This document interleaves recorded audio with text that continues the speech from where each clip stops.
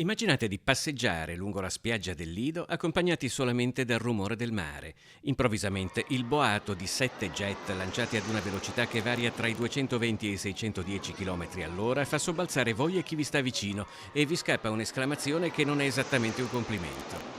Quell'affermazione Elena Nonvelier, professoressa al liceo Foscarini di Venezia, non l'ha solo pensata, l'ha scritta in un post di Facebook che ha innescato una polemica che in 48 ore, passando anche per un articolo apparso sulla stampa locale, è culminata con l'annuncio di un'interrogazione al ministro dell'istruzione e del merito Giuseppe Valditara da parte del senatore mestrino Raffaele Speranzon, vicepresidente vicario di Fratelli d'Italia a Palazzo Madama e componente della Commissione Difesa. È un'indecenza, ha detto Speranzon, che chi è pagato dallo Stato per istruire i cittadini di domani insegni invece ad odiare la patria ed i suoi simboli.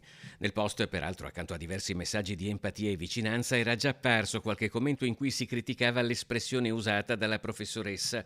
Le frecce tricolori erano a Venezia per la celebrazione del 4 novembre in Piazza San Marco col Presidente della Repubblica Sergio Mattarella.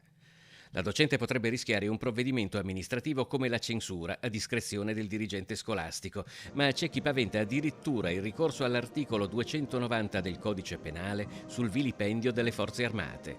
E chi ha offeso le forze armate ha risposto lei in un nuovo post. Ce l'ho con l'inquinamento acustico e atmosferico provocato, come i gas serra, nonché con la pericolosità non solo per persone fisiche ed edifici, ma anche per animali, specialmente volatili e uccelli migratori, per non parlare dei costi. Al di là di questo caso, a Venezia da tempo è aperto un dibattito sull'opportunità di sorvolare la città così da vicino, un dibattito rinnovato con queste immagini anche quest'anno da Venezia.com. Il prezzo delle frecce tricolori lo aveva invece chiarito lo stesso ministro della difesa Guido Crosetto l'anno scorso. Il costo di un'ora di volo si aggira sui 7.000 euro ad aereo.